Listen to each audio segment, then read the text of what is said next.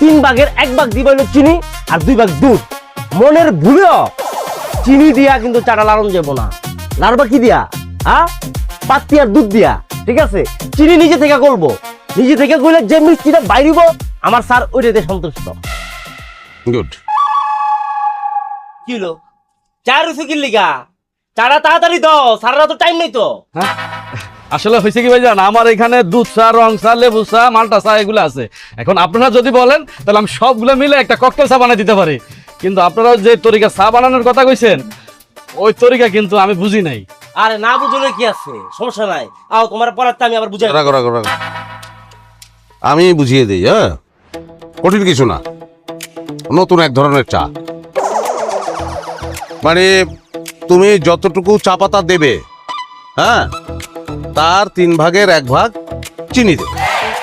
তার মানে চা পাতা যদি 3 চামচ দাও তাহলে চিনি দেবে 1 চামচ।